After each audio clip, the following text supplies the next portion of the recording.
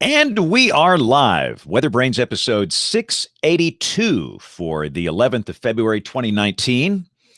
And we know most of you don't watch this live. Some of you do. And for those that are watching live, we are doing this early. We typically start the show at 9:30 Eastern. We're going to start at 7:45 Eastern tonight. So let's see if we can make this puppy fly.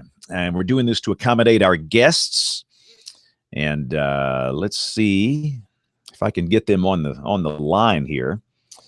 So what I'm going to do is dig up my fancy email from Mr. Murray, our guest booking officer, that will have details.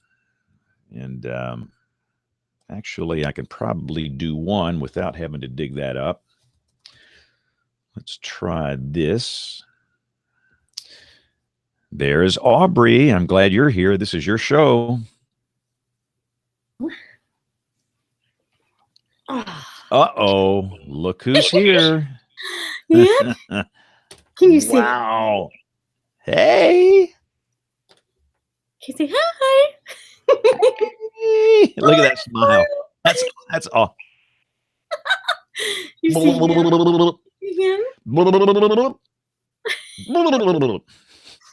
See, they will love me when they're 6. I'm wired to teach like first, second, third, and fourth grade.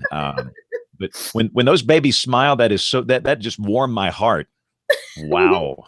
Yeah, she saw your smile awesome. and she smiled right back at you. That is so awesome. Yeah.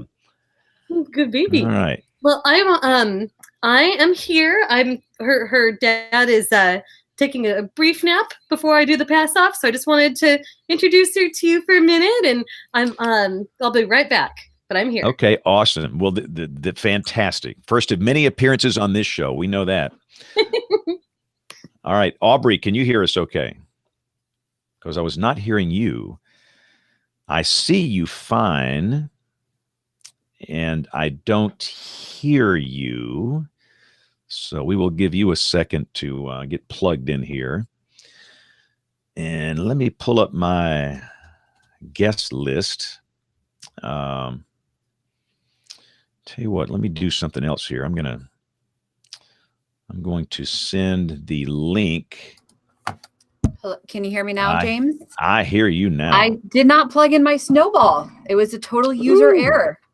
Ooh, it helps to plug it in. It does. Okay, so I have the emails for Tina and Cynthia, and Bill said I needed to hit some sort of little button once I got into the Hangouts, and I'm not seeing. Yeah, what I'm gonna do? I dropped a link in the chat. That's if you can send that link to the guests. Okay. They can get in with that. Okay. I think that's how Bill typically does it. Okay. And let me see. Get Ginger on it. Ginger, we did a real quick test during the newscast, and it looked great. I just sent her the link that I just sent you. Okay. The Hangouts continue to be a great mystery, and as we've learned over the years, the higher the IQ of our guests, the lower the chance of getting them on the show here. We don't know what that is, so. So yeah, I think if they go to that link, then they can get on the show. And again, we're going to start at 7:45.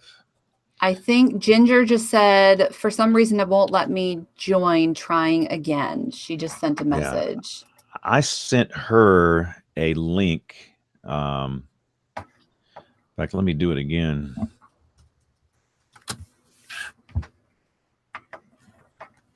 That in here. So I've got her, I've sent the link privately into the group chat. So hopefully she'll get that. We did a test during the evening news block in there during a commercial break, and she looked great. She says she's got a new computer, and video looked good and audio is great. So she's good to go once we get her on here.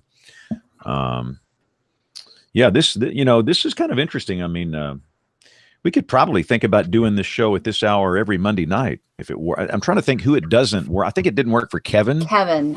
Yeah. Because and I think Kevin still tries to go home to see his family. I gave up. I just can't do it on Monday nights. It's just too much going on. So for me, it doesn't matter. I could do it at this hour every week. Yeah, I'm okay. I'm okay either way. I am too. Yeah, there you go. I bet you Troy would love an earlier. All right, start there's time. Tina. I'm such an agreeable person, you know. And looks like Cynthia's on. Okay, perfect. All right. So now we got to get Ginger, and then we're good. Let's see. It's not working. Won't let me log on.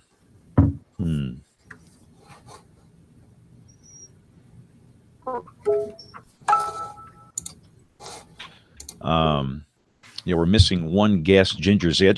What's weird, I just saw Ginger on World News Tonight here, and she made a quick effort to get back into a studio. She was out in the weather.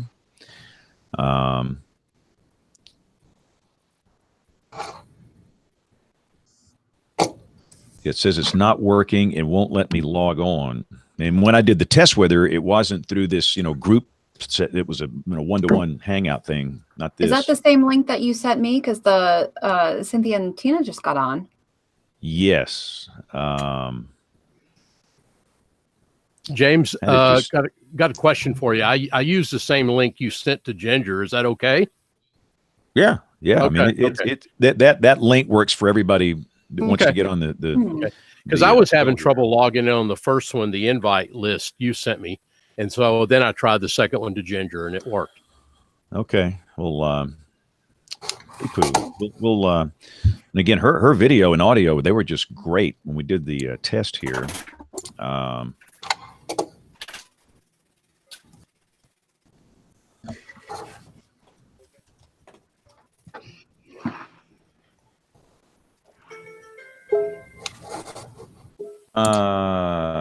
And I think Kevin is out. I think his dad has a health issue that's popped up again. So he is on his way back over to the East Coast from Wichita Falls. So he's out tonight. Bill Murray, we have 50 Cent beer night at Hooters. And so he's out tonight. Yeah, so what do you expect, Brownsville.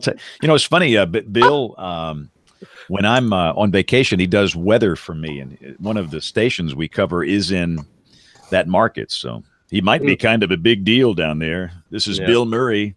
James, how's Brian doing? Brian is doing just fine. Brian, his health is good. His wife has had some bumps with her health, but Brian is in that phase of life or that stage of life where he's going to phase out some things, and we're just kind of bringing him back in slowly. He's doing television, doing his stuff here at the TV station, but he is still not handling, obviously, WeatherBrains. He's still not doing the weekend blog post, the weather videos that he always does. We're just kind of slowly phasing him back in. And understand, Brian, at some point, you need to go fishing. You need to go spend some time with your wife. You need to relax. And so I don't want to push him at all. And Brian knows he is welcome any Monday night he wants to come on the show. Yeah. But we're just trying to give him some space and let him just kind of phase back in. And quite frankly, here at the station, we're trying to keep him off that nasty morning shift. It is not a fun shift to work. So we're trying to rig it where he works mainly weekends and he doesn't have to go. John, talk to us. I knew I had a hunch. Oh, no. I had a hunch. John, you never sounded better. Yeah. You sound like that new commercial where the helium truck falls over and the police officers are trying to wrap it all under control. And you sound like my 5-month-old. I'm not going there. John's going to reboot. That's happened for the past 3 weeks, and I heard a little noise coming down his channel. I'm thinking, it sounded a little Mickey Mouse-ish there. So, well, I don't know what to do about our friend Ginger. There she is. Hi, guys. Sorry, that's his elbow. Yeah. Sorry, he's trying to help me. Perfect. I'm so sorry. I had it on my desktop, and then all of a sudden it said it wouldn't allow it, and I had to do a plug-in, and I had to do a lot of things. So I apologize.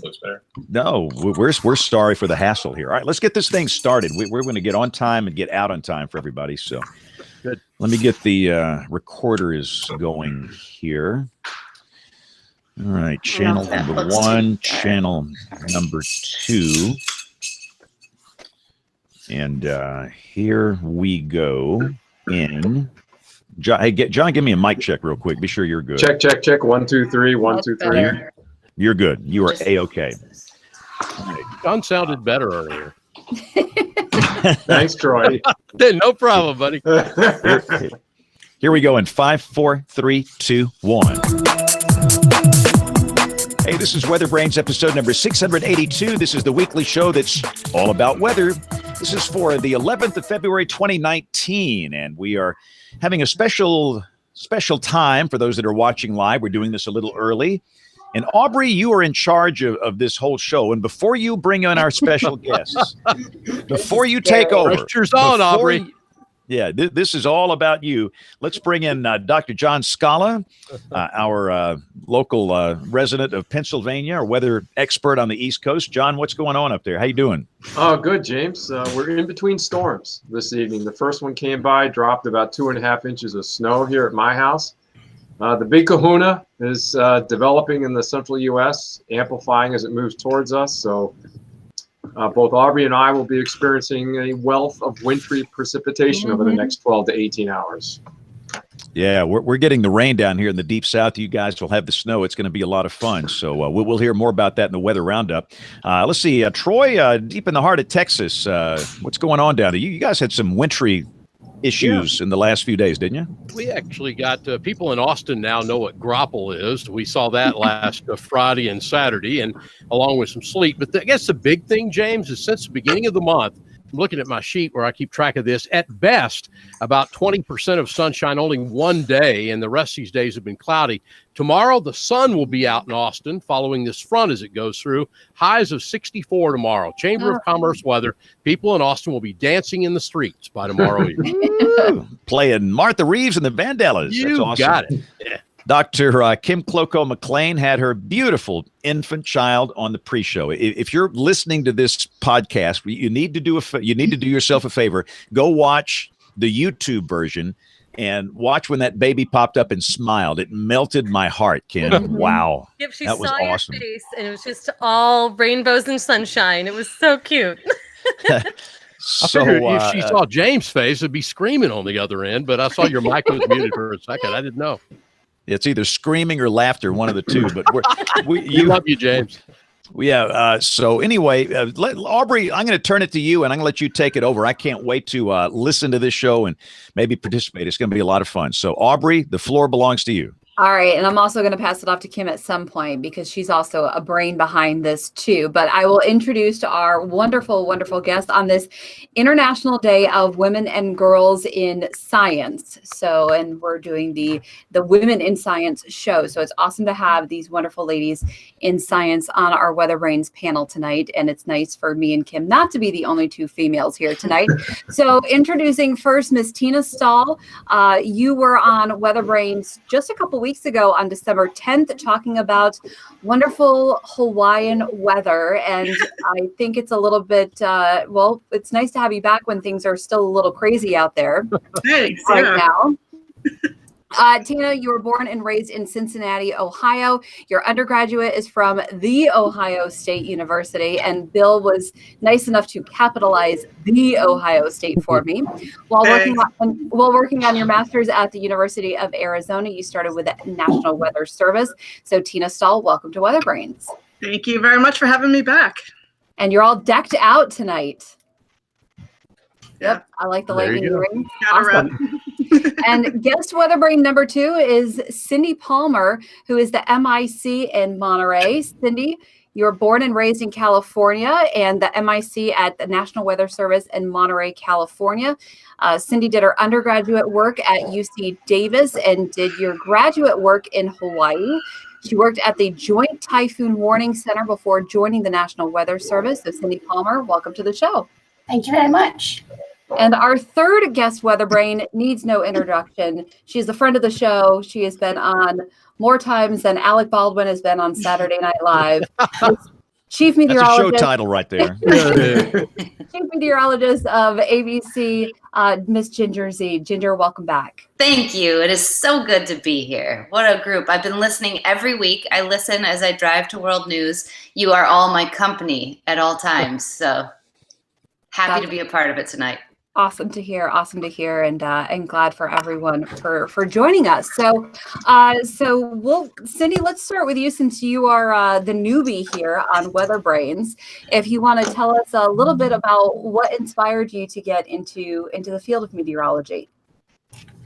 That's a really great question. I grew up in Southern California, and I spent a lot of summers out at Lake Powell camping and houseboating with my family, and watching the thunderstorms roll up over the lake, and getting hit a time or two, and experiencing that really made me want to find out, what was causing them, and it just really lighted my enthusiasm for meteorology and passion for it. And so I knew from a pretty early age that this is what I wanted to do.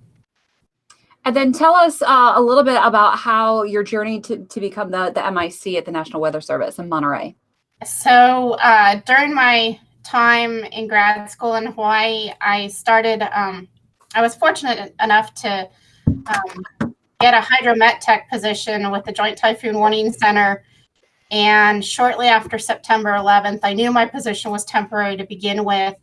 But they lost funding for my position. And so I knew if I wasn't going to work for the Navy as a civilian, I really wanted to go into the National Weather Service. And so I joined the National Weather Service in January of 2002 with the Pendleton, Oregon office. And I bounced down the West Coast to Sacramento and San Diego. I was one of the few Siouxs in the National Weather Service that's female in the Shreveport office. And then I took over here in Monterey about 6 months ago. So, and I think we kind of want to talk about this, we've talked about before about the lack of females, still being in a male heavy field as far as broadcasters. And I don't know the numbers for National Weather Service, but I would assume that those numbers are even slimmer. So can you talk about how the field is still being even a little bit more of a male dominant field in the National Weather Service, and how it is being a female with the National Weather Service? So about 17% right now of the workforce with the National Weather Service is females. The higher up you go, it's even fewer. In fact, I mentioned I was one of the few Siouxs. I was one of 5 when I started, and by the time I left, there's only one science and operation officer that's female that's left. So less than 1% of all the Siouxs are female. You get to the MIC ranks, it's about 13%. I've been fortunate that I've worked in a lot of offices that had several females, so I've never, although the numbers were still more skewed towards the men, I never felt left out or singled out, but I know a lot of women that do and have those stories as well. And have you noticed any sort of a change in your career path, from maybe when you started? Have you noticed maybe more women entering in the field? Are you noticing less? I'm definitely noticing more. In fact, we're in the process of trying to hire an intern, and I would say it's not quite half, but almost, I think 5 of the 11 that we are interviewing are female. So there's definitely more women now that are applying for these jobs, which I'm happy to see it. And we are seeing the numbers increase, I'll say, in our intern and our forecaster ranks. It's just kind of when you start getting into the upper echelons of the Weather Service that the numbers are still very skewed. Tina, do you want to jump in on that also, kind of what you've noticed throughout the years? Yeah, definitely. When I first got to San Diego as an intern, I was one of 2 operational female staff there. And then when I got to Hawaii, it was kind of similar. But since I've been here, we've gotten quite a few new female staff to the point where it actually hasn't happened naturally yet. But we are in a position now that our 5 core operational shifts could all be filled with women. So we could have an all-female shift. Just hoping that happens soon. That would be really cool. Have you noticed any? I mean, have there been any challenges with with the lack of women or with a rise in women entering the field? Any challenges that you've noticed? Not really. I mean, it's been a pretty positive environment overall. I haven't really noticed anything in our office here, or yeah. I mean, it seems to be pretty positive overall, thankfully. Do you do any outreach to get maybe to talk about the job to some younger students, to try and make the job a little bit more attractive to those women that are wanting to enter into some of the sciences? Absolutely. I think it was last year or the year before, I did there was a science and math camp for, I think it was 7th grade girls, that I went in and talked to 3 or 4 groups of them. And some of their questions that they answered were really, really encouraging. And so hopefully we'll see them in the workforce here before too long. Ginger, do you want to comment a little bit about your experience kind of coming up through the ranks on the broadcasting side? Yeah, I think, as you said, I think the numbers are perhaps a little greater than that, but still very slim. And I know even in college, by the time I was graduating with my Bachelor of Science in Meteorology, I was one of 2 females out of about 30 in my class that was graduating. So I knew it was going to be that way.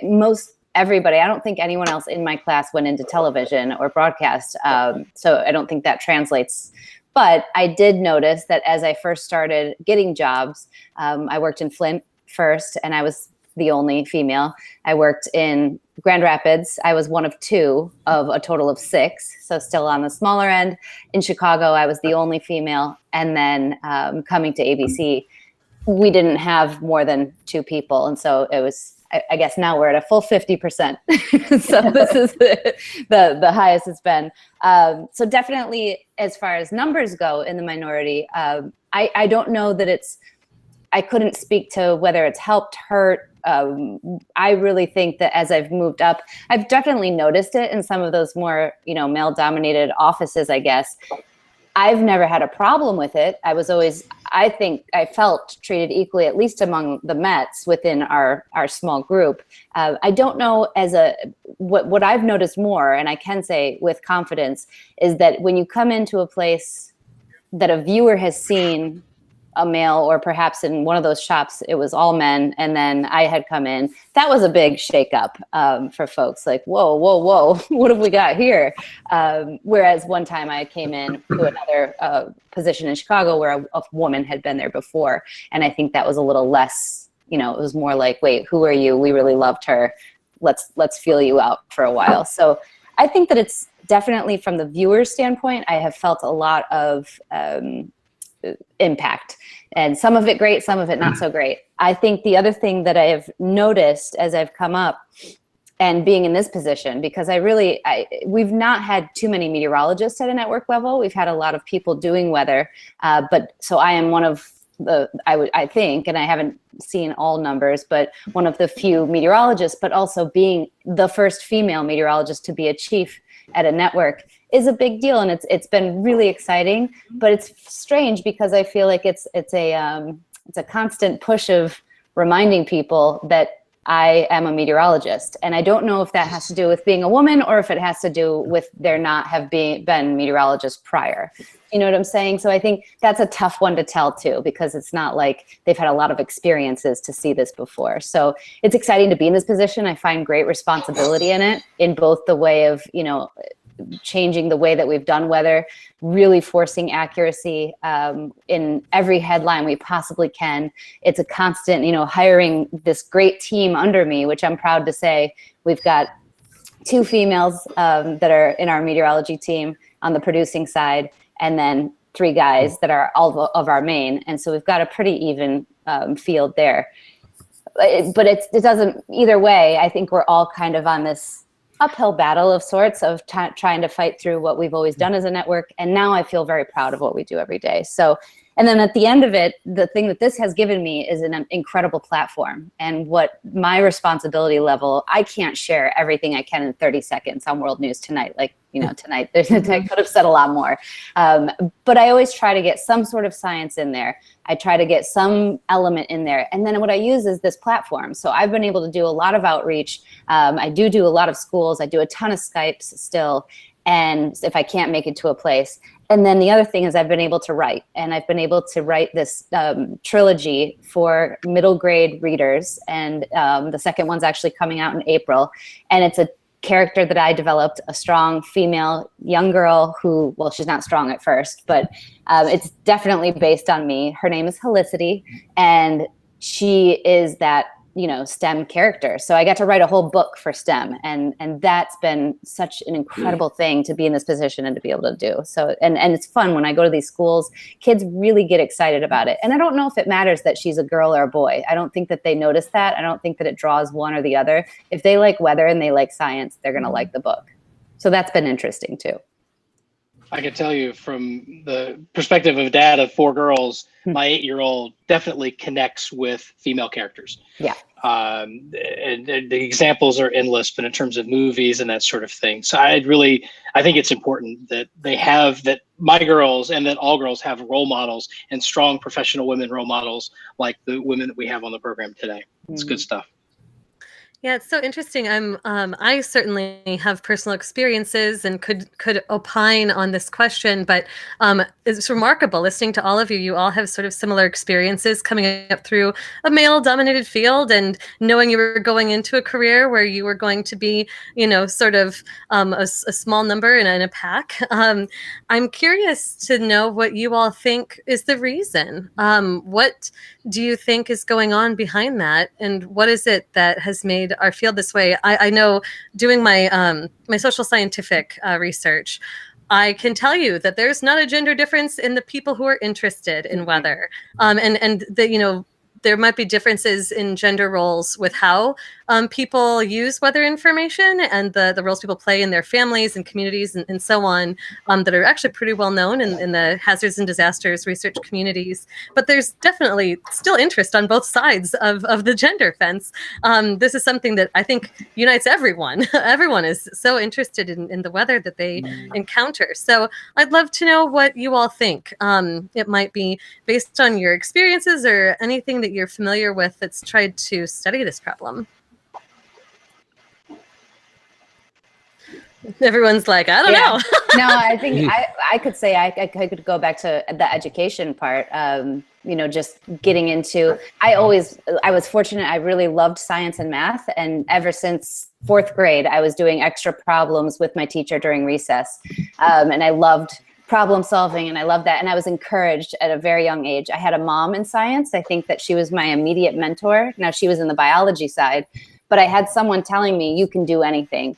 I think that that's where it starts. I think that just having that platform, and I always say she was kind of a Disney mom in that she was very much believing that you can do anything, and it doesn't matter what you dream. But as I came up on some of those harder, once I was in college, and I remember regularly calling her and saying, I can't do this. I've got it. I'm Calc 3 and it's killing me. And maybe I should just quit and go back. And every time I call her, she'd say, stick with it. You're going to be fine. You're a brilliant girl. You can do this. And having that as my support, that's what kept me there. I don't know that everybody has that, female and male.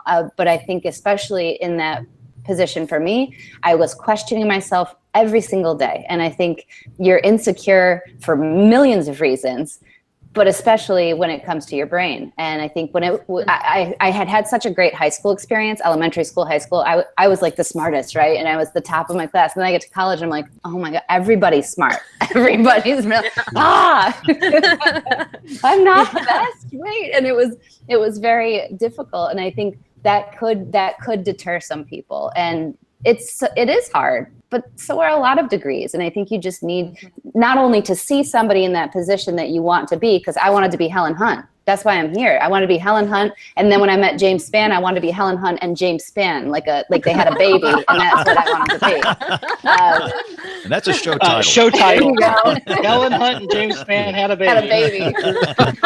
But that, It's role models, like you said It earlier. You is. get to be a role model for women now, and you had some role models. Be it Helen Hunt, James Spann. yeah. So maybe there's a role to be played here in the influencers. That now you get to be everyone. All of our panelists tonight, you all get to be part of that, and maybe that's part of the change. It's just seeing us get into these positions more, and it'll become normal over time. And then that support, right? So if they don't have a parent who understands what it is, maybe it's our job then to latch on to that college student, to that female who is in a group that needs that support. Because I could go into a radar, semester or something right now and find plenty of young ladies who are like, help. Is this going to get better? Can I get through it? And maybe that's what we need to do, the outreach.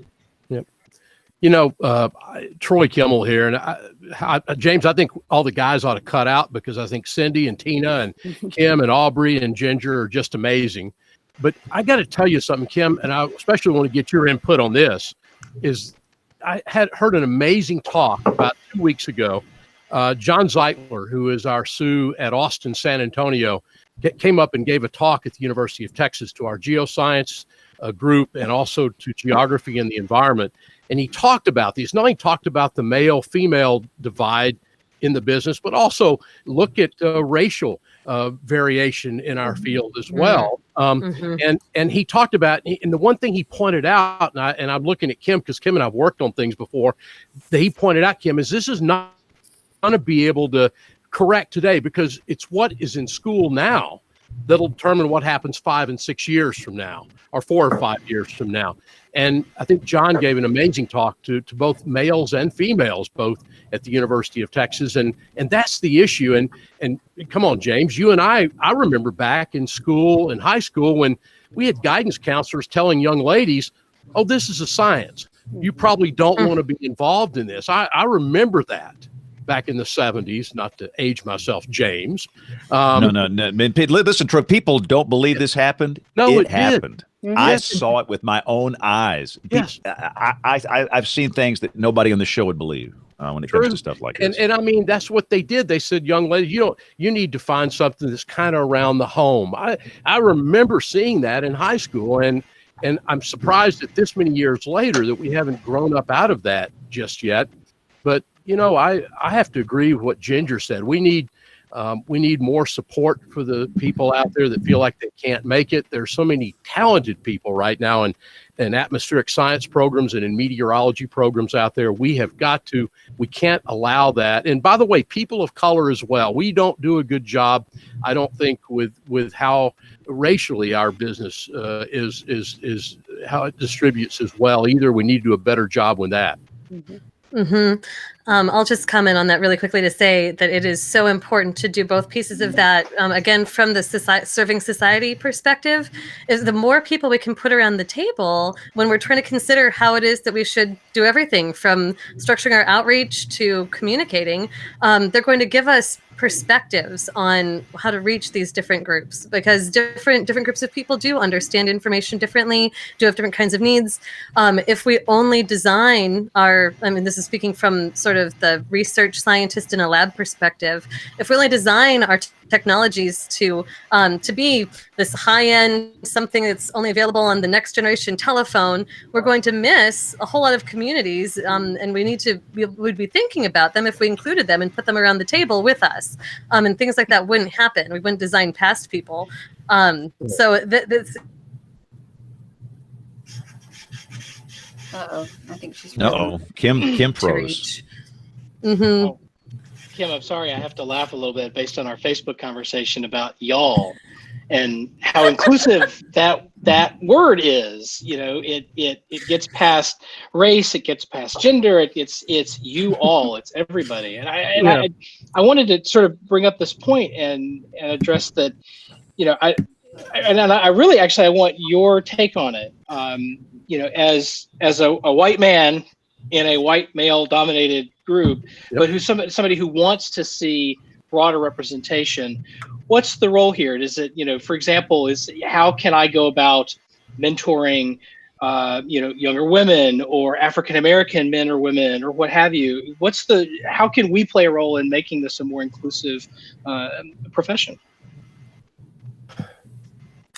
I'd love to turn that to the panel first. I don't know if our panelists have seen anything that they think works in particular within. I know that there's something I've seen, a Facebook group for women who are in the Weather Service, and that's sort of an internal support group for people who kind of already made it and are just trying to work their way through.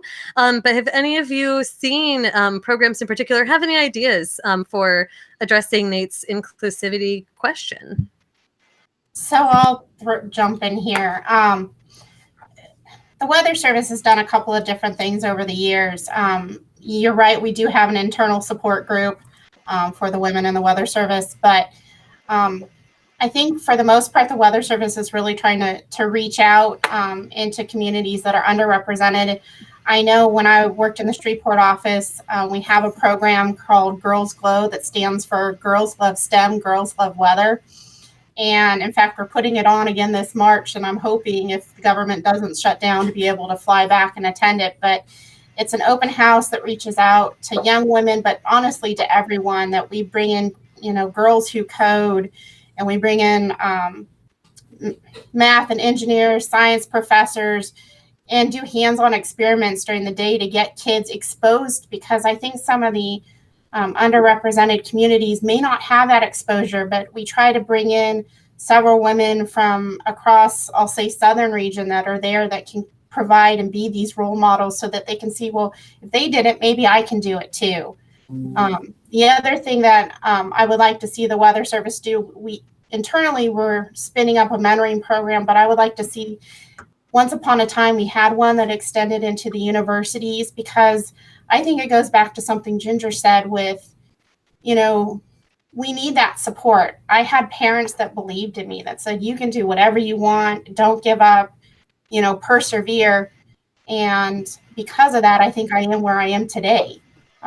But if we can help mentor the next generation, those that are coming up through high school and college, I've had kids that I've mentored that have gone on and not necessarily work for the Weather Service, but have very successful careers in meteorology. And I just love seeing them develop and grow into the meteorologists that they are today. So I think, by giving back to the next generation is a great thing.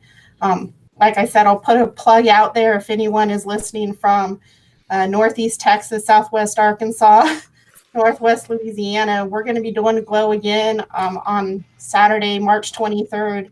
Please come see us. Please come experience the different sciences and get a hands-on experience. Cindy, I've got a question for you, and maybe one for Kim as well, to think about.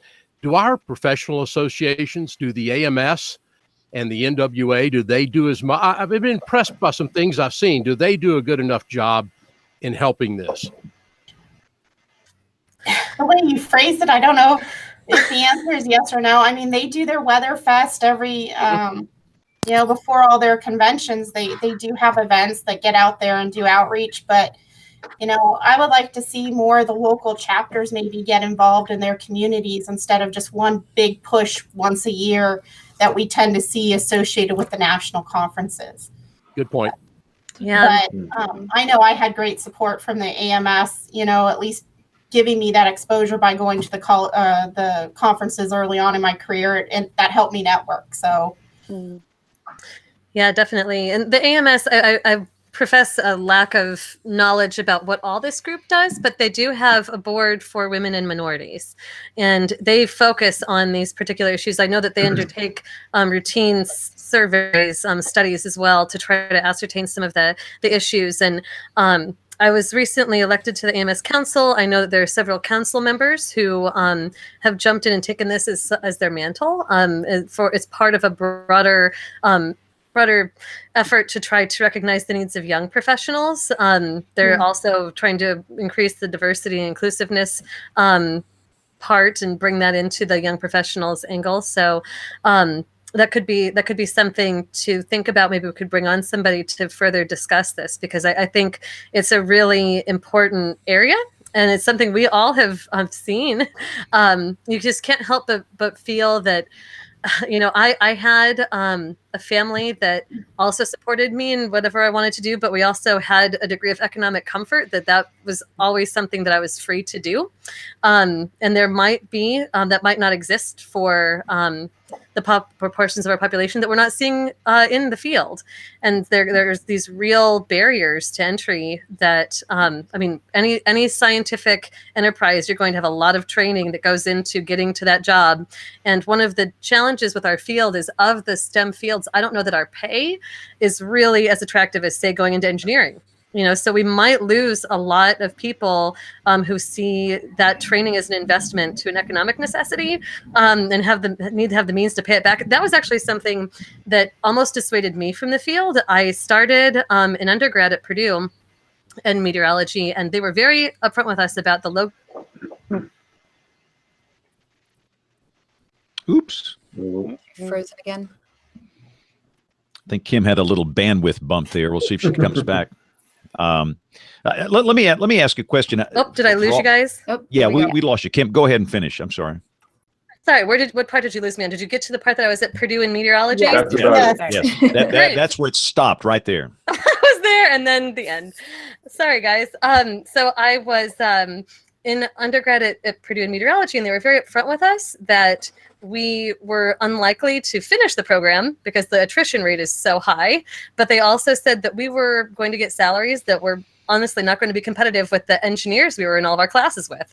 Purdue's a huge engineering school. So when I looked at that, and I was working harder than anyone in my classes, I was so competitive against those engineer nerd people that I was also a nerd. I'm a nerd, but I was so competitive, and it was so unfair. You know, they were all like, C's get degrees, and then degrees get us huge salaries. And I was like, A's get degrees and maybe a job, but probably not. So that's when I decided to leave for a semester. I majored in economics. I was going to just transition to marketing, to be very honest.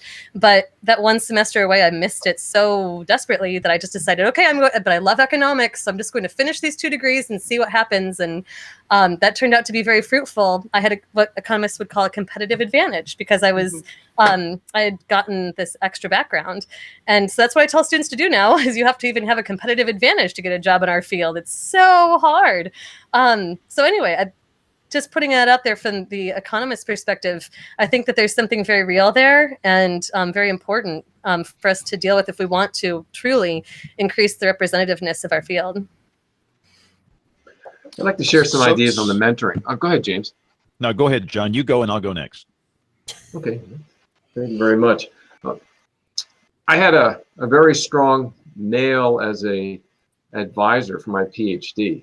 Very strong in the tropical meteorology, but very strong appearance and a very strong demeanor. He's from South Africa. And I worked closely with him to finish my PhD. But when I left, I went to NASA and worked under my mentor, who was Dr. Joanne Simpson, who is the first woman to receive a PhD in meteorology. He's probably, arguably, one of the most well-known female meteorologists. She has since passed, but I remember having conversations with her, and I was awestruck. I had such a difficult time that I think Ginger was commenting on this. I thought I was a fairly sharp individual until I went to NASA. When I went there, the sharpest people in the world that I've ever met worked at NASA. And at the top of the mountain there was Dr. Joanne Simpson. The awe that I felt. I remember her sitting down with me and saying this, I'm your mentor. I'm here to work with you. Any questions that you have, bring them to me. And that broke the ice for me. And I remember one of the strongest things she said to me was, we have got to capture the interest and the knowledge of 5th and 6th graders if we're going to bring them into science. She basically told me if we're not grabbing them by the time they're in 6th grade, we're going to lose them.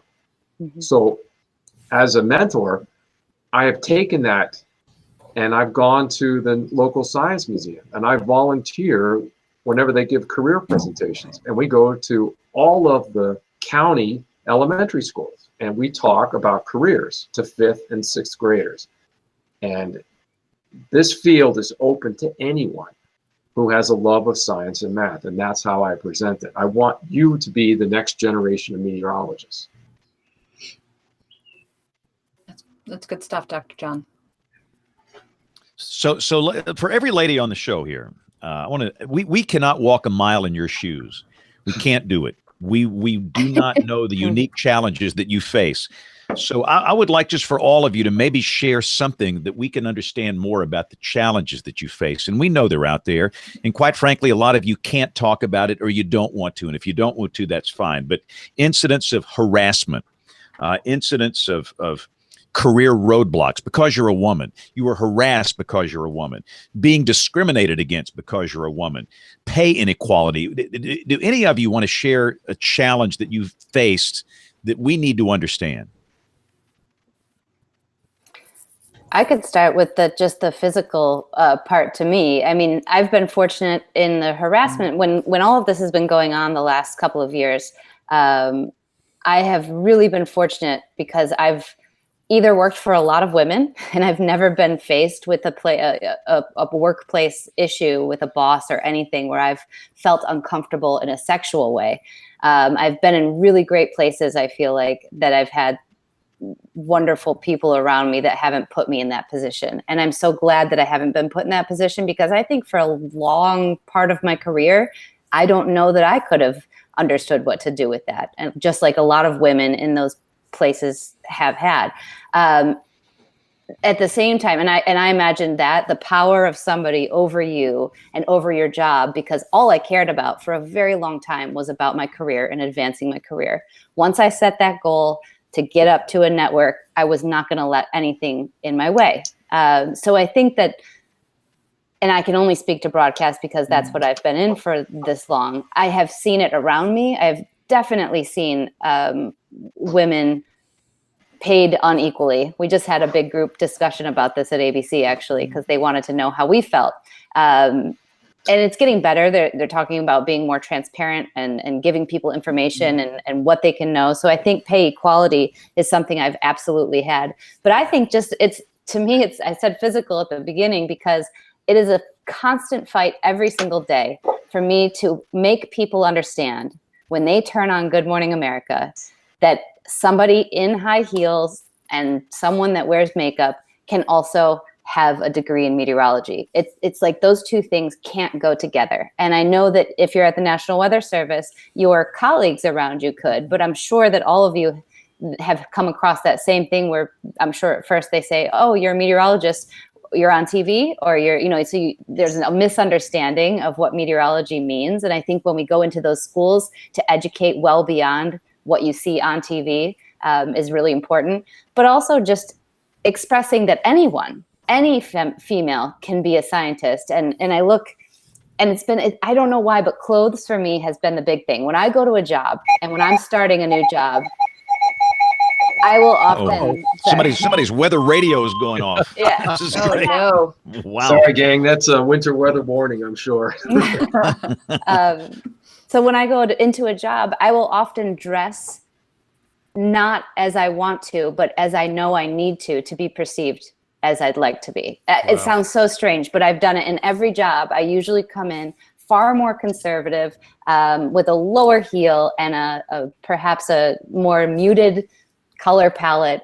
And then once I feel like I've garnered the respect at least a little, but I'm, in my position, I'm always having new viewers, and you always have people that are coming on and they didn't see the first year of me being really conservative. And maybe that's my perception of myself, but it seems to have worked for me. And I think that it has allowed me, but I feel like that's not fair. I feel like you should, no matter who you are or what you do, I think what you wear and how you present yourself is very important. But I think that it's misconstrued a lot. And so visually, because that's what television is, I find that is one of the biggest hurdles I've had to get over in every single place. And even still, people I work with, I'm going to tell you right now, if I went around ABC News and I asked people if they knew I was a meteorologist or not, I'd say 50% of the people wouldn't, because they just, yes. I'm positive. I had it when I first took over on the weekdays. I had a meeting with our legal department, and they had set it up because they were very concerned about where we were getting our information. And I didn't understand what they were asking me, and they didn't understand that I was telling them it's from our brains.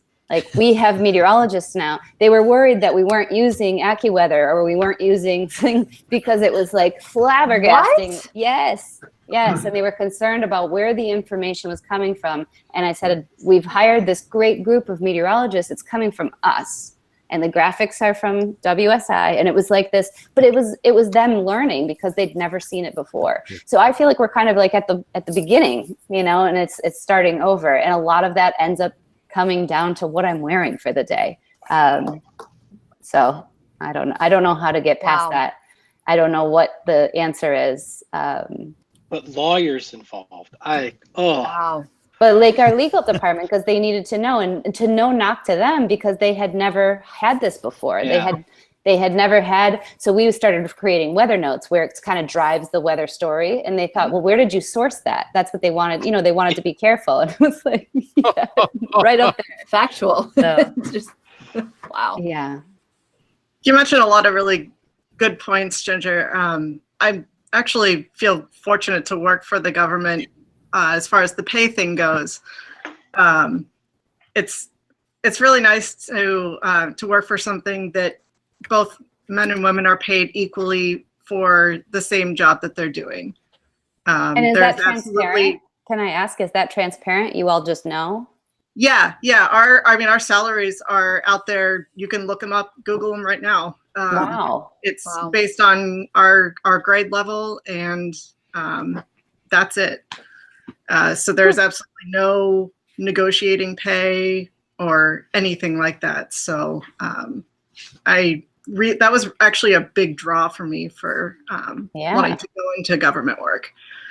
I have a question for you for the Weather Service folks on it, because I have a friend of mine who works at one of the Weather Service offices. She's female, and she's had multiple times where people will call the office and they will ask for a meteorologist, and she'll say, well, I'm a meteorologist.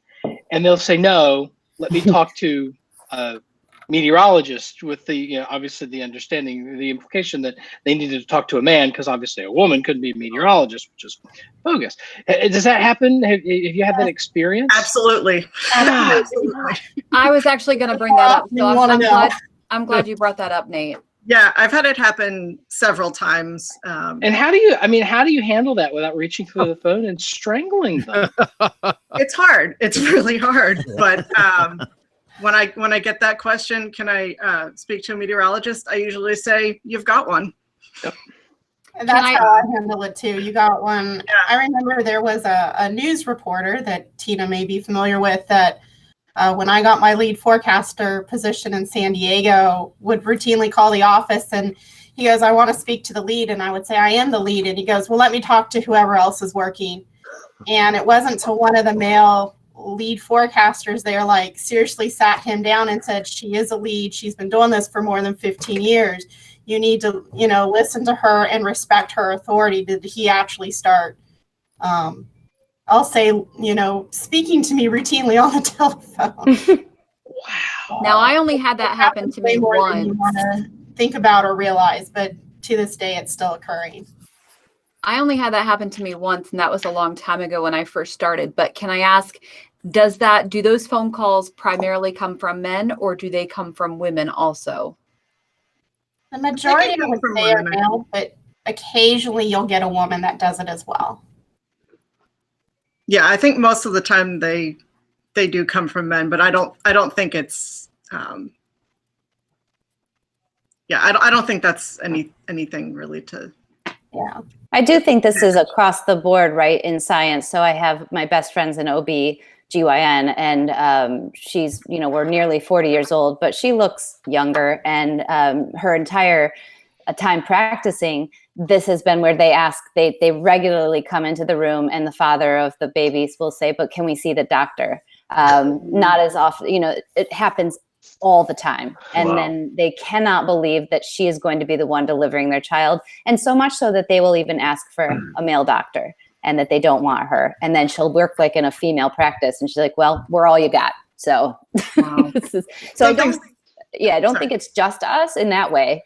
I do think that it's across the board. And then that makes me think of more the social aspect, right? So it's more, goes back to wartime women starting to work, and it really is like this process that we think we're well past, but it really hasn't maybe been that long for people. I don't know the answer to that. Well, I'll give another example. This happened about 2 months ago. I've been in this job here almost 6 months, and we had a visitor come to the office, and it was someone that was going to be doing inspections. And I admit, because I'm relatively new, I'm still learning things. And so I turned to one of my male colleagues and counterparts, and the gentleman that was here decided to have a conversation with him, totally disregarded me, and at the very end asked my colleague for his card. And he says, well, she's the boss, you need to be dealing with her. And he just ignored me for the last 15 minutes. So it still happens. And this isn't someone who I would say was much older than me, generation wise. So, sometimes you think, well, maybe it's the World War II generation or baby boomers, but unfortunately it's males in our own generation that still see us as, we aren't necessarily in that position to run an office. But Cindy, it sounds like that you've had regularly a male colleague support you. And I think that's actually when I think Nate or others were asking, what can you all do to better understand? I think that support and education coming from men would be really helpful, because that's something I have not seen in my career. In those places where I was the only female, I don't think that in broadcast, maybe it's more competitive, and so they don't want to be promoting the new lady or the new young woman, which I was in a lot of places. But I don't think that I felt a whole lot of like, hey, let's build her up and promote her, and I think even recently, I don't know if any of you are part of, well, I don't know, because it was in the female broadcast meteorology group, but if any of you have heard of this, but there was a promotion made for a meteorology team. Yeah, you know which one I'm talking about. And it showcased their team, and they were like running in slow-mo and coming after their storm vehicle, and the guys hopped in and then, or were in the car, and then somehow the storm chasing dog comes along, and it's like it's in the car with the guys, and then they leave the female meteorologist. She's staring at the clouds, and she turns around like, oh my gosh, you guys left me behind. She then has to run to catch up with the car that they've now opened the door for her to be a part of. It was horrible. It was so wrong. Who in 2019 looks at that script and approves it? And then she's, anyway, it was like the kind that I thought maybe we'll do a segment on this on GMA. It was like that mind blowing that this was happening. But that was my point, is that there was an organization that thought not only was this okay, but they aired it. And this is maybe speaking out of turn, because I don't know if this all really happened, because I wasn't able to go verify it. But many of the people who were on this post said they posted the promotion. And when people would comment negatively about how bad it made it look for the woman, they would delete those comments. It's like, all right, let's call them out. Yeah. Aubrey, who did? We will make Ginger call them out. Who did this? I don't remember. Now that I don't know who. I would have to go look. This is someone's pick of the week, I think. Yeah, I was about to say it's going to be my pick of the week. Wow, I'm going to do some work on this while y'all keep talking here. I'm going to find out who that is. It's a fox. I remember that part. I could say that. So it's not one of the NBCs. Good. But I will say, just to reiterate what Ginger said, is I think I've been very fortunate in my career. I mean, I've seen a lot of things that some I'd rather not talk about, but I have always had a male colleague who has been very supportive and helped me through this or made that correction. So I've been very fortunate, and I hope, if you're asking what you can do, be that voice, be that she knows what she's talking about. She's educated. This is her career. She's trained to do this, be that support, be that role model for others as well. I'll echo what Cindy said. I've been fortunate enough to have that support both from my family and from my coworkers. One incident in particular that stood out to me when I was in San Diego, a radio radio station had called for an interview and asked, obviously, to speak to a meteorologist. And I said that you have one. What can I do for you? And he's like, I'm sorry, can I speak to a man? Wow. And I didn't know what to say. It's like, well, I'm the one who's available. I can, I am fully qualified to help you. And he said some sort of justification as that a male voice works better with their recording equipment because it's a brother. tone. I said, okay, first of all, only if they're recording in the bathroom. Yeah. You know, well, and I don't have I have a lower register to my voice in general, so Yeah. what's the problem here? So, but luckily my my boss at the time called the radio station afterwards and kind of gave them an earful about that. So, by the way, for people who aren't able to watch, Tina's cat is trying to make a guest appearance here. I saw that. There we go. There you go. Hi, Chloe. Sorry, it's the internet. It's cat videos. It's hazards of working from home on this. I'd like to share Oh, go ahead, John. Well, thanks, Kim. I'd like to share a kind of a backwards bias that I experienced when I moved to Pennsylvania and then ended up being on the NBC affiliate here. And I remember a viewer calling up and chastising me for putting a doctor in front of my name. And I was using that to gain notoriety and to show that I was somehow more raised myself above the rest. And I said to the lady, I actually have a degree, and that's why I have that in front of my name. And she couldn't get over the fact that I wasn't, I shouldn't have said she. I'm maybe wrong there. It could have been he or she. I don't remember exactly. But the individual chastised me for actually putting that in front of my name as if that was a way for me to improve myself in the field and to gain notoriety. And that's so, that's obviously so wrong.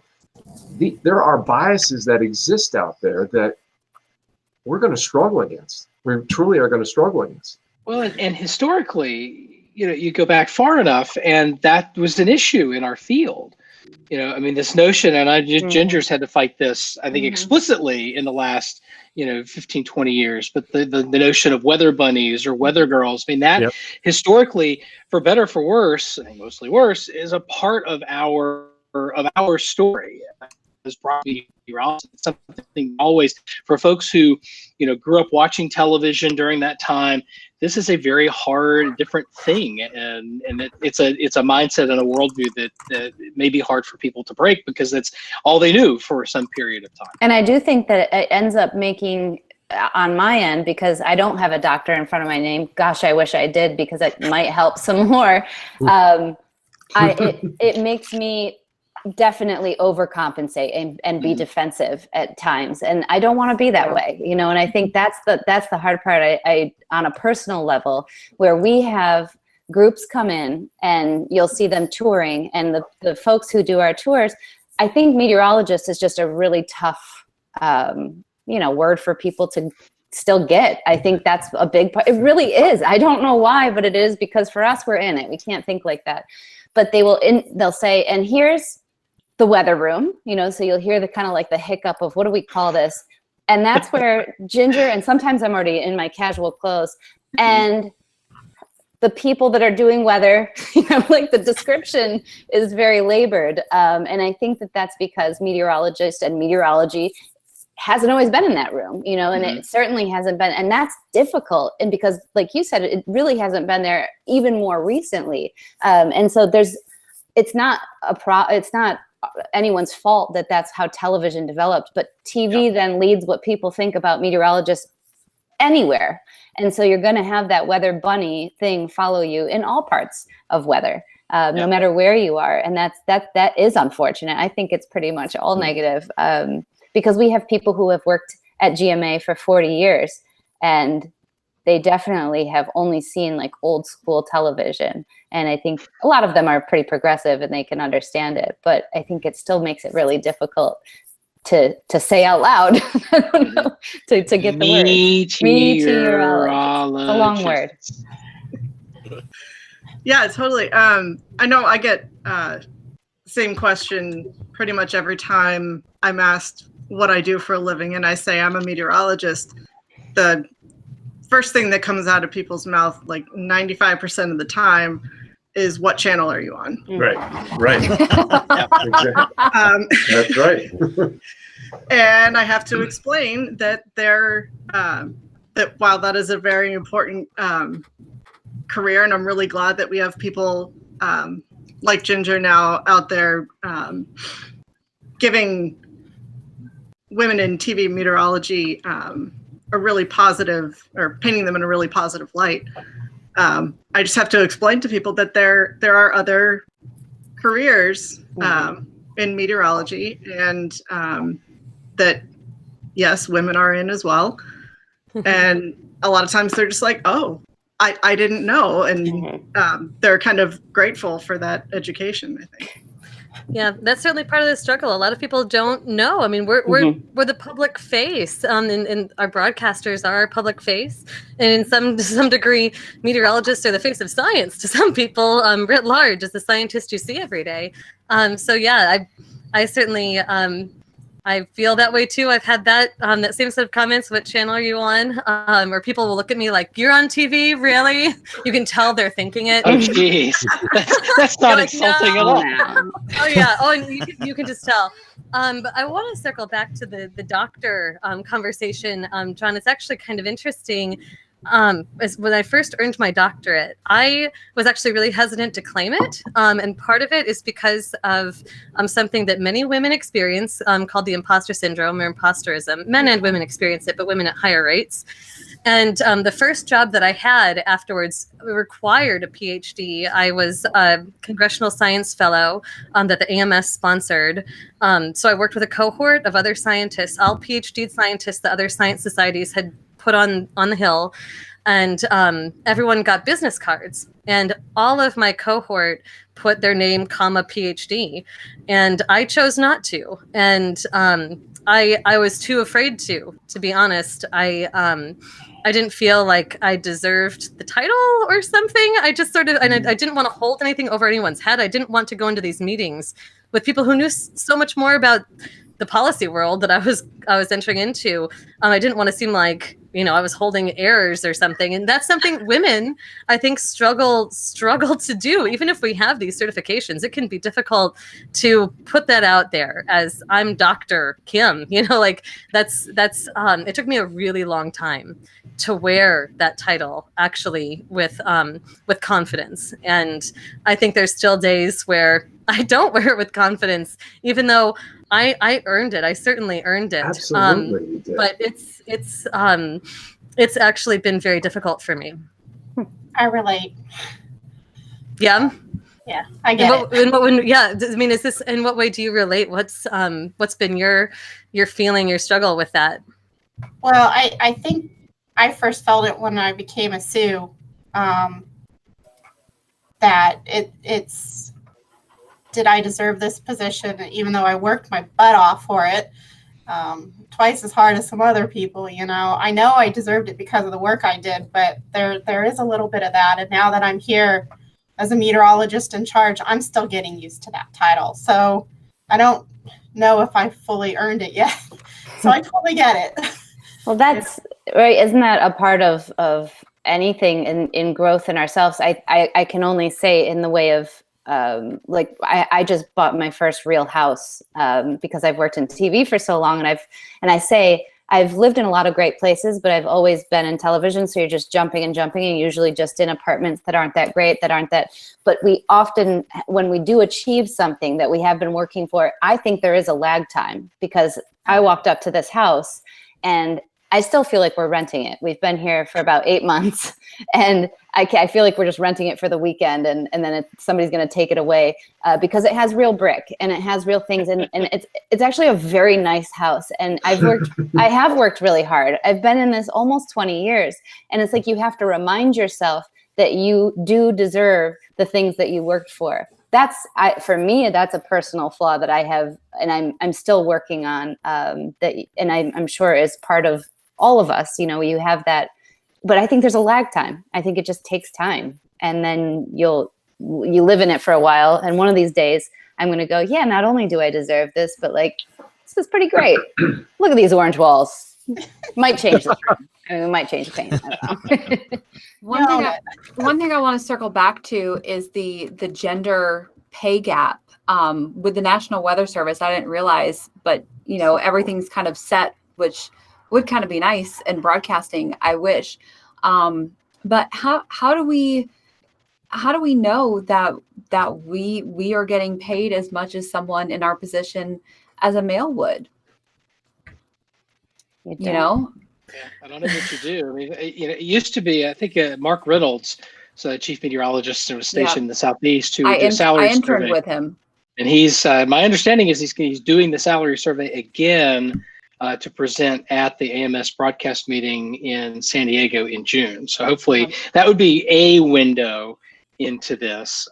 It's certainly not the only window, and the only window we could have, but unfortunately that's as good as it might get, at least at the moment. And it's been about 4 years since he's done it, but I don't, from looking at it, because I interned under Mark and I looked at some of his salary stuff. Did he ever do it based on male and female, or was it just based on market size? He was slicing, at least last time I saw it, he's collecting a lot of data. Okay. And certainly the gender question certainly easy to ask, and it would be easy to do crosstabs on not just market size and gender, but all sorts of other things. I think that's probably a fair and would be a very interesting study to do. I agree.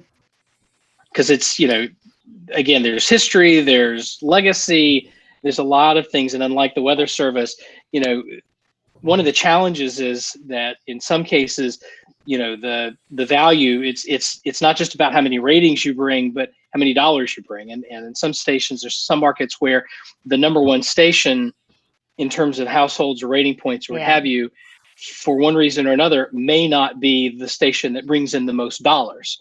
And so that gets plugged into that calculation. Yes, it's the same job, we're doing the same thing, but in terms of the value proposition for the business, is that fair? Is that right? I don't know, but it certainly gets sticky very quickly when you look at it from that perspective. All right, so we are an hour into this, and we got to let Ginger go here. She needs to sleep more than 2 hours. And she's going to have a fun day in New York tomorrow. We sure are. Yeah. I'm in Midtown tonight, excited. My kids are upset that I'm going to see 3 or 4 inches of snow here tomorrow, and they aren't. Yes. I know. I keep saying to people, this one's been tough because people still don't understand the transition, though. They just want snow so bad. Everybody wants snow so badly here. It's a real starvation.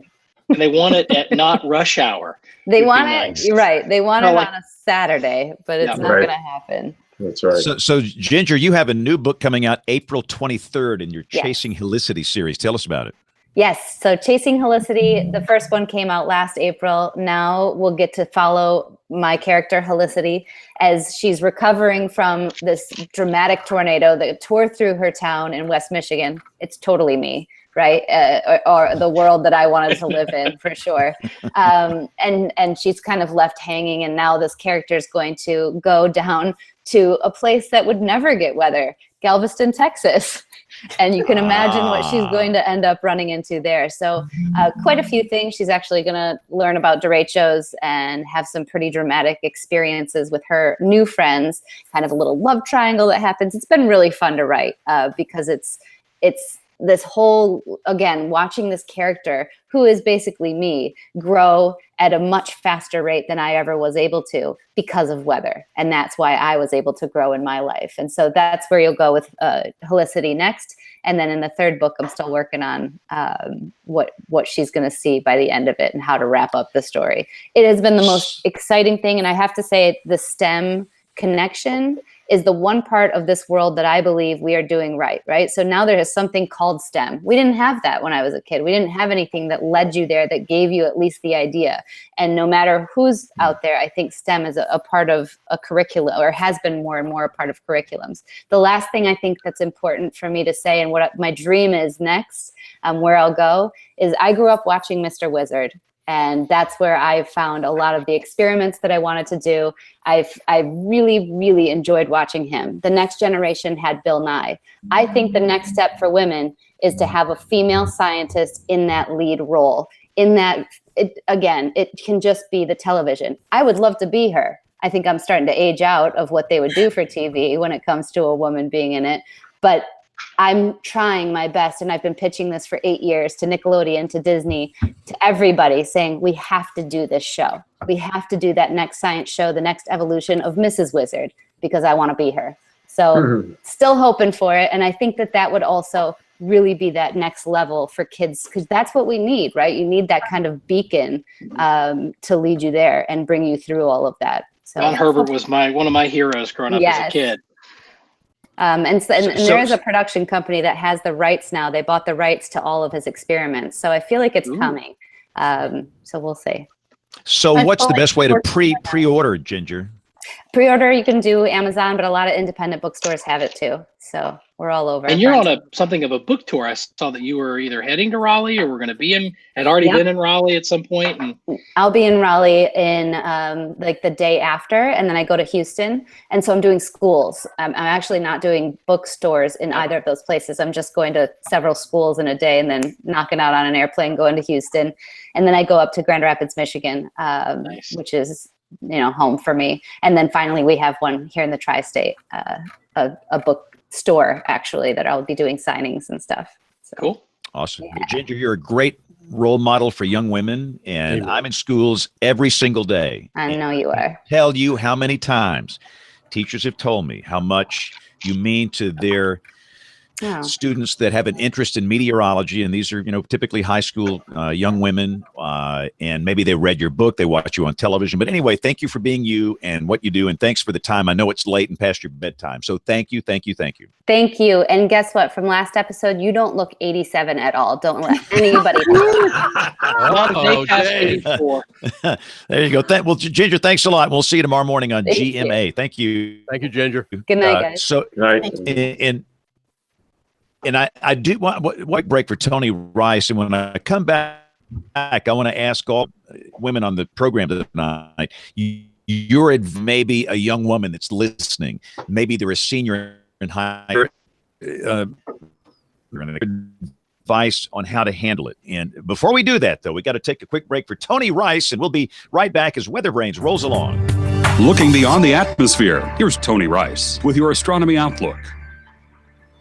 Saturday was the 50th anniversary of the first flight of the Boeing 747. That got me thinking about how far we've come. Taller than a 6-story building, that 747 had a 195-foot wingspan. That's 75 more feet than Orville Wright's first flight at Kitty Hawk. Since then, Boeing has produced 22 isotopes with a total of over 1,500 aircraft produced. The U.S. government owns a couple as well, including a pair of 747-200s, which the Air Force prefers to call VC-25s. And when the president is aboard, they call it Air Force One. NASA's had 3 747s in its fleet over the years. A pair were purchased from Japan Airlines and American Airlines. They were fitted with additional vertical stabilizers to the tail, reinforcements along the fuselage, and 3 mount points to give a shuttle orbiter a piggyback ride home to Florida after landing in California, and even once from White Sands, New Mexico, when heavy rain flooded the Edwards Air Force Base runways. A sign under one of the mount points reads, "Attach orbiter here. Note, black side down." A little aerospace humor. These shuttle carrier aircraft were retired along with the rest of the shuttle fleet, but are on display. One is at Space Center Houston, the other in Palmdale, California, which is also home to NASA's final flying 747. We call her Sophia. The Stratospheric Observatory for Infrared Astronomy, or SOFIA, is a 747 SP, which stands for Special Performance. This long-range aircraft was acquired by NASA in 1997 after a 20-year career with the airlines. The back third of its fuselage was sealed off, a hole was cut in the side, the size of a triple-car garage, and it was fitted with a door weighing 1.5 tons that opens in flight to reveal a 17-ton telescope inside. This telescope is about the size of the Hubble Space Telescope, and scientists use it to view deep into the dusty gas-filled star nurseries in infrared light. Infrared's longer wavelengths pass through those dusty regions, but can't be observed from the ground because water vapor in the atmosphere is very good at absorbing infrared radiation. SOFIA climbs into the stratosphere to about 40,000 feet. Now that's just barely into the lower levels of the stratosphere, but with about 99% of the water vapor in our atmosphere lying below in the troposphere, it's a great place to do infrared astronomy. SOFIA generally flies for about 9 to 10 hours through a dozen or two states and Canadian provinces to study 3 to 4 targets before returning home to NASA's Armstrong Flight Research Center in Palmdale. This also includes observations of a well-known star like Vega or Sirius to help calibrate the observations and cancel out as best possible the remaining 90-plus kilometers of thin atmosphere above. Studies of the southern part of the sky are based part of the year out of Christchurch, New Zealand. Visit nasa.gov and search on SOFIA for more information about this incredible platform for astronomy. That's your Astronomy Outlook. Follow me at RTP Hokie for more spacey stuff like this. Okay, so Aubrey, you got to do a promo real quick. Do you have time to give some your advice for a young woman? Can you, for a young woman, I say, sometimes it may take a little while to figure out what you're passionate about, but once you do, no matter what it is, stick with it. And even if it's something that you think it's, whether it's a different field, whether it's a male heavy field or something that might not be typical, or if it's something you're passionate about, if it's something you're really dedicated to, stick with it. Just like Kim said, when she thought she wanted to do something else and then she missed it. I think you kind of know at that point, when you miss it, go back to it. So I think when you feel that passion, then you'll definitely know that you're on the right track. Awesome. Okay, knock out that promo. We'll see when you get back. I'll see you in a few minutes. Okay. All right. So Cindy, go. Advice for a young woman who wants to do meteorology. If you have a passion for it, if you have any interest, follow your dreams, because this is truly one of the best jobs out there. It doesn't feel like you're going to work every day. You get to do your passion, and so you do what you love, and then therefore it doesn't feel like work. So follow your dreams, find yourself a mentor, someone to work with you and encourage you, because there's no better job than this, truthfully. Yeah, it's the old saying, if you love what you do for a living, you'll never work a day in your life. And I felt that. I feel that to this day. I can't wait to come to work every day. It's absolute insane. All right, Tina, go. Advice for a young woman. Oh, you're muted. Mute, unmute. There we go. Oh, technology. No, I just reiterate what the other ladies have said. If you love it, do it, and own it. Own your passion, and don't doubt yourself. It's really easy to do, and we all do it, but you just have to believe in your abilities and rock it. Awesome. And by the way, we are going to do a weather. I can't wait to ask you about weather in California and Hawaii, but we've got to finish this out here. Kim, go. Advice for a young woman that's just starting in meteorology. What would you say to her? I'd say, for all of our conversation today about how the field is male dominated, I would say don't let that be daunting. Even if you do see it, I can honestly say I've only ever had one negative experience being a woman in this field because of the fact that I was a woman. And that is a real testament to the amazing men that we do have in this field. I think that it needs to be said that, I mean, this panel is a great representation of the men we have. You are all wonderful, kind, generous people who care about your colleagues, and you want to see your colleagues succeed. And that's what I've experienced in the field as a whole. It's just been so welcoming. So even if you hear this message that there isn't necessarily yet this equity of representation, don't let that be a concern. I certainly thrived, and the most challenging thing that held me up was myself. So back to what Tina just said, the point about be confident, be bold. If I could take back all the hours I spent in anxiety because I just didn't think that I was worthy, I would give anything to have that time back and that energy back. Don't do it. Just don't do it. It's not worth it, and you'll get there, and then you'll look back just like me and wonder why you ever did. And I guess the other thing too, dealing with trolls, and maybe it's harder for a Ginger Z this on national television, but I think you probably every woman on this show has dealt with them. What do you do with these? What do you do with trolls and these jerks that just have horrible things to say, whether it's social media or a private message? What do you do with them? Man, it's too bad our women broadcasters are all gone. I think they probably have the greatest challenge with that. I haven't had a troll, but I did have I had a guy who was in a sort of powerful position in our field who thought that he could take advantage of me because I was a woman. I think they're all part of the same evil. Really, it's the same sort of seeing a woman as an object rather than a person sort of situation. I think that for me, I was so shocked, frankly, that someone would even think to treat me that way. And I think that I handled it really well in that I just stood my ground and I said, no, you don't get to treat me that way. And I reported this person and the correct actions were taken. And, I just think you have to hold your head up high, know your worth, and know that the people around you, everyone else besides this crazy person, they really support you. And you only hear from the crazies, like that's the unfortunate thing I think in the business of broadcast is you only hear from the nutty people. And you only hear when you got negative feedback. People don't reach out when they have positive. And you have to realize 99.9% of the people who watch you or who are interacting with you probably think that you are brilliant and wonderful, and you just never hear from those people, and just keep thinking that you have this invisible positive crowd out there with signs going, go you. I mean, it's crazy, but you hit on something that, at least in the broadcast world, I had a news director who I still think the world of him, but positive feedback was something you had to go ask for. It wasn't something that came naturally, and I don't think it comes naturally to people in news generally. If you're doing a good job, silence is the best reward, because that means you're not doing if you're doing something wrong, they'll come to tell you, they'll beat down the path to your door. But if you're doing fine, this is not for whatever reason a business for people who need pats on the backs and attaboys, although I think that you do need that. We all need that from time to time, and to be reminded that you're valued, and we appreciate your contributions to the station and to the group and to society at large.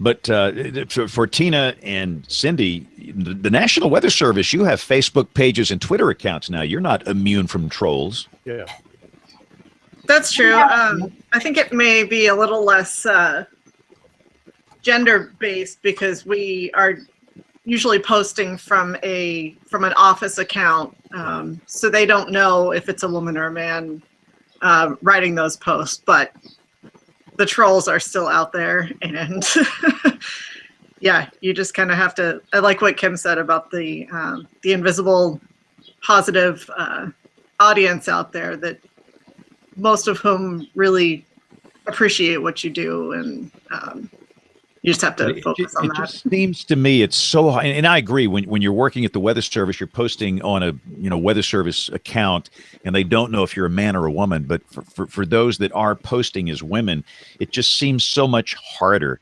And look, I've had bad stuff. I mean, I've been told I should have been aborted by a coat hanger. I mean, I've heard it all, but it just seems the brutal, personal, nasty attacks that these women are dealing with. it's inexcusable. I know there's nothing you can do about it, but I think Ginger does a really good job of handling it well. And I think she's a great case study. So if you want to see how to handle a troll, just kind of watch her social media account. She does a great job.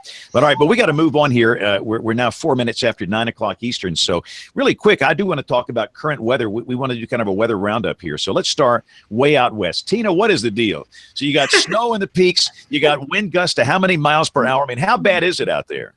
It was absolutely crazy. I worked night shifts kind of ramping up to the event, and when it was kind of getting started, and we were seeing wind gusts up on the summit of Mauna Kea, sustained around like 100 to 120. Really? Wow. Not Washington. Who? Yeah, no, gusts up to like 155, 160. I'm not sure what the highest event was, but I can't even fathom what that was like up there. But yeah, and then historic surf on the North Shores, and I'm sure tons of beach erosion and coastal flooding and damage and everything. So it's quite an unprecedented event, really rare to have something of this magnitude with these kind of impacts around here right now. It's actually still quite breezy, but not nearly what it was. And At least your like office, the sun's out though where you are. Yeah, it was, and that's kind of why I looked like like I was glowing for most of this. So. But your office, you do issue winter storm warnings for the peaks, don't you, from time to time? Absolutely, yeah, and I think the snow levels were low enough that we even issued it for the summit of Haleakala, which is the highest point on Maui,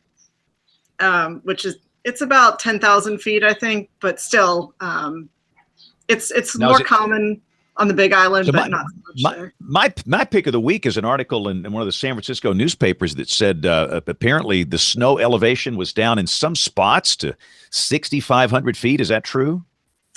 Yeah, I'm not sure what the exact number was, but I wouldn't doubt it. We were seeing freezing levels down around 7,000 feet, so that's entirely possible. Wow, that's remarkable. So who says the weather's always boring in Hawaii? That's fantastic. That's one of the biggest lies on the planet, to say that. No kidding. It's boring in Hawaii, and you would have experience of this, that it's boring in San Diego. Yeah. Yep. I work with one of our stations there, and good Lord, I couldn't handle it. Between the mountains, you've got coastal, you've got deserts, that's nuts. And people think, oh no, it's sunny and 72 in San Diego, and the marine layer comes in and busts your forecast by 15 degrees. That's right. Killer. No kidding. Thank you for recognizing that. And mad respect. And Cindy, it looks like your office has issued a flash flood watch starting tomorrow night? Yeah, starting tomorrow night and going through pretty much all of Wednesday and through Wednesday night. And even into Thursday morning, we have the potential for an atmospheric river coming here. We got a trough digging off the Pacific Northwest that's going to interact with the Kona Low near Hawaii and give us that atmospheric river, Pineapple Express, as I grew up calling it. Yeah, right. And so we've got our flash flood watches in effect. We have a high wind warning or high wind watch in effect. The 925 low-level jet looks like 60 to 70 knot winds coming in on our coastal range. So it's going to be windy and rainy. Wow. That's again, it looks like in the mountains, the Sierra Nevada mountains. I've seen some of these pictures from Tahoe, and I guess that's not in your CWA, but still, it looks like they've just been buried up there.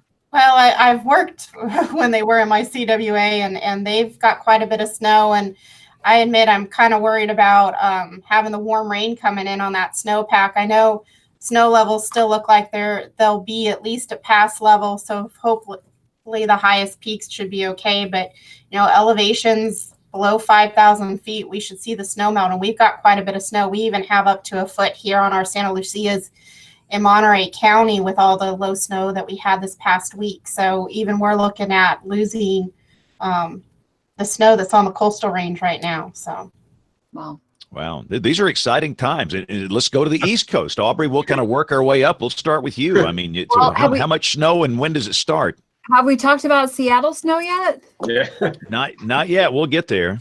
But we're not getting snow here. We're getting more of the rain and some sleet mixing in. So we're kind of on the lower side of that freezing line. So we're just kind of bordering. We're hovering right around freezing. So just one or two of our northern counties are going to get maybe up to an inch of some sleet accumulation. But this is primarily going to be a borderline cold rain event for us with a little bit of sleet mixing in.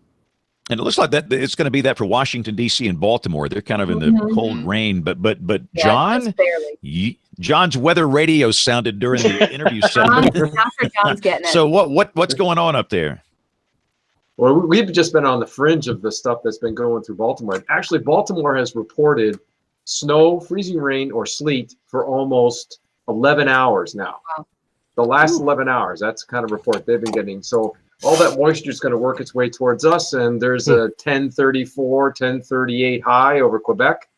So guess what? The cold air is at the ground. There you go. Right? So we're looking at probably 3 to 4 inches of snow starting here in the next hour or two. And then the big issue here, of course, is we're looking at extensive sleet and freezing rain. So the warning went off because the Weather Service is now jumping on the bandwagon of up to half an inch of ice. So, so following 4 inches of snow, that's not good. No. So let's keep going north. We got Nate in New York City. You're in Manhattan, I guess. What's the scoop there? 2 to 4 inches expected. We'll probably start to see it fall 7, 8 o'clock in the city. And 5 boroughs generally looking at least 2 inches of snow on average. And the farther north and west, farther inland you go, the higher totals could be seeing half a foot in some spots up in the northwestern part of the tri-state. So this is, like I was telling before, my kids are upset that I came to New York, and not only am I not there with them in North Carolina, but I'm going to get to see a pretty healthy snowfall while I'm here and not have to drive in it. That's good. So Kim, you're in Norman. So what's your scoop? You've been dealing with rain with this? Yeah, I have to say, compared to everybody else, things are very boring, which is it's nice when you can say that in Oklahoma, because it's not usually the case. But yeah, we've had some exciting drizzle today, off and on. It's been cloudy for 3 solid days. But the good news with that is that it's we transitioned from northerly winds and cold, crisp air to southerly winds, and we're getting that moisture return and the warmth coming back. There's actually a small line of thunderstorms that are about to hit. So probably the second that we hang up here, I'll get this very brief 3-second reminder of what spring is like. So yeah, we're going to be keeping it mild here for the next couple days. We'll hit the cold air for just light touch of it later on in the week, but generally things are looking pretty nice here, pretty mild and sunny for the next couple of days. Very, very excited for that small entrance into spring. Awesome. So Troy just hung up on us. I was let him brag about his son coming back tomorrow, but let's do picks of the week. Let's go around the horn, and this is where everybody shares something weather related. This can be a website, data source, hardware, anything related to weather. And John, let's start with you, Dr. John Scala. What you got for us this week? Okay, James. So in keeping with our theme this evening, my pick of the week is a link to AGU's International Day of Women and Girls in Science. And there's a lot of great stories in there about getting out there for the STEM programs for women in science. It's great. Awesome. And again, all these picks will be up in the website, weatherbrains.com, in the show notes. So Aubrey, what's your pick of the week? Well, before I get there, the National Weather Service in Seattle did just tweet out that since midnight, they've recorded 5 inches of snow, which puts them at 19.2 so far this February in Seattle, which is now more snowfall than Denver, New York, and Boston for the entire winter, and the Shenandoah Valley for the entire winter. So move over Boston, Seattle's moving in. And what's the average snowfall for February in Seattle? I don't know what the average snowfall for February is, but I think their season total is like 5 or 6 inches, right? I think the average is about an inch in February. Yeah. So Morgan Palmer's having fun up there. I have some colleagues at the University of Washington, and they were saying that only some of the roads are plowed. Anything that's on a hill is just kind of being left unplowed. It's pretty wild. I'm sharing a graphic, and this was by Brian Brettschneider, who's on Twitter, and this was a map of places that have seen more snow than Seattle or less than Seattle. And the blue area is all the parts of the country that have seen less snow. And this is before today. So this is still dated the 9th. And they've seen more snow since then. So the blue area actually pushed farther to the south over the last couple of days, which is just crazy.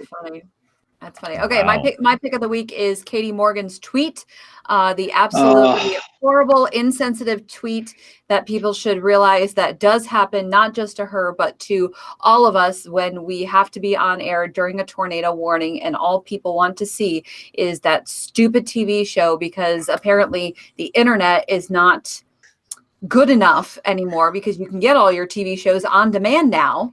Instead of watching the tornado coverage, if it doesn't include your area, you can actually just go online. Instead, people have to turn to hateful, demeaning, horrible, horrible comments. And this is what society has become. Yeah. And Kevin wrote that interesting little piece about, are we giving these guys too much attention? I agree to some with what he's trying to say. But the problem is, during tornado type stuff, I've got so much traffic coming in on social media. I'm bombarded with it across all these big platforms. And we've got to pay attention to Instagram now, and Twitter and Facebook and even Snapchat. And when you've got the trolls mixed in with the really important data, it's hard to pluck out the important stuff sometimes. And I think every once in a while, we need to scare them a little bit. A little bit of fear can be a good thing. And if they know there's a chance they're going to be called out with their name, and their employers can see this and the world can see this, they might think twice about hitting that button before they fire off that nasty message. So I'd like to think you're right, but unfortunately, I don't think so. I think most people they get hot in the moment and they fire it away. They don't think about it again. And the folks that would be affected by that and would be thoughtful about it aren't the ones that are going to send it anyway. Yeah. Well, I know for a fact I have shut down a few people. All I've done is retweet, and they've shut their Twitter accounts down. They totally deleted it, including some. I've had an attorney that did that. I had a CFO of a local business here that did that, and they fired up these hothead, just nasty, vulgar, hate stuff. And I just retweeted it. I'll take some of the choice ones and retweet it. And so I've shut a few of these jabronis down, these jamotes, and so. It's a constant battle, and that's another subject for another day. All right, so let's go to Kim. Kim, what's your pick of the week? My pick of the week is a Forbes piece by guest and friend of the show, Dr. Marshall Shepard. He wrote an article about the disadvantages women face in the workplace with respect to the setting of environmental temperature, and how that actually not only disadvantages women, but is a bad idea for the planet. All right, cool. That's a very interesting piece, and that's another show topic for another day, but that's a great read. All right, Nate, what you got? What's your pick? First off, I'm doing everything I can, Kim, to buck that trend. I don't wear suits whenever possible. So the AMS annual meeting, yes, it was affected by the shutdown, but the meeting went on. There was still some great science presented by some great people, and those recordings are now available on the AMS website, so you can go check those out. That's my pick of the week. I'd like to give an honorable mention, by the way, to Tina's earrings. Yes. These lightning bolt earrings are killer. If you're not, most people listen, but if you're not watching, those earrings are the greatest. Lightning bolt earrings. Tina, what They're does like your superhero shirt say? earrings. They're awesome. Yeah, she has a shirt too. I'm a meteorologist. What's your superpower? What's your superpower? It totally fits with these lightning bolt Flash Gordon looking earrings. That's awesome. That is great. Greatest outfit ever on the show. All right, Troy, what's your pick of the week? Well, James, can you, and I don't know, I was off the air for a second, but can I get a little news bulletin music there? Our breaking news here. Here we go. We interrupt this program for a CBS Radio Net Alert Bulletin. Well, here's the deal, James, and this affects everyone here, whether or not you're reading, and I'm looking on the internets right now. Apparently, the House and Senate have moved to some type of agreement that would avoid a government shutdown. And I think that is great news for everyone, all of our panelists, and for so many people that work for the National Weather Service. It's been a joke on this latest one, and so I'm glad to see that. My pick of the week, is the Southern Regional Climate Center Data Center at LSU. But there are these things all over the U.S. and really ought to use that material. I put the link up for Southern Regional Climate Data Center. And the last thing I'm going to say, we should see, if it were a clear day, 663 minutes of sunshine. I'm convinced that Austin will see that, all of it, for tomorrow. And with that, the people in Austin will be very happy. First day, really, of 100% sunshine since the month began. Just rub it in, why don't you? Yeah, thanks. Yeah, we don't exactly see sunshine up here. Yeah, we're going to enjoy it here in Austin. Not that I'd rub it in or anything. But here in the Northeast, where we invented seasonal affective disorder, a real thing. All right, so I've tried to stall for Cindy and Tina here so they could come up with something. So Cindy, you're the MIC. Go. What you got for us? You got to have something good. All right. Well, I'm going to promote the National Weather Service's EEO and diversity webpage. They have a webpage that is the Women of Weather. It's called WOW. I encourage you to go visit it. It's really probably from a year ago, and they're in the process of updating it. But through the month of March, which is Women's History, they will feature a new meteorologist within the Weather Service, women meteorologist, and feature them and their story. And so for all the budding meteorologists out there, if you're looking for inspiration that women have paved the road ahead of you, I encourage you to take a look at it. Awesome. We'll put the link up on weatherbrains.com. All right, Tina, what you got? Let's give a little Hawaii weather. It's now official. It's a rainfall record of a 24-hour period between April 14th and April 15th of last year. 49.69 inches of rain on Kauai. So it's now an official 24-hour record. We need to get another one of those maps. How many places in the United States that's more than their annual rainfall? Mm-hmm. Just by comparison, that's a lot of rain. Yep. Breaks the previous record of 43 inches in Alvin, Texas. So it's not even close. It's not like, it beat it by a couple of tenths either. No, it swept it away in a flood, so to speak. I'm seeing all kind of traffic on this shutdown avoidance thing here. Yeah. So that ladies, the news is good for you. Yeah. And, thank you. Thank you. So good. Such a relief. We were getting worried in the lab that all of our experiments, we bring in forecasters. We were having to make contingency plans for shutting down our experiments for the spring, which is very bad for the National Severe Storms Laboratory. You know, I'm so fed up with the lunatics, these right-wing and left-wing loons that have taken over, and I don't even want to go down that path. But anyway, that is great news. So apparently we're not going to have a shutdown. And again, Aubrey, we'll do email next week, but I want to thank all of you for being on the show this week. We've had a different time, and it's been kind of a different type show, but I think a very important type show. And one more question for Cindy and Tina. When will there be a female director of the National Weather Service? Hopefully sooner rather than later. I will echo her sentiment. I really have no idea. We do have. I nominate Cindy. Huh? I nominate Cindy. I'll second them. I'll second that.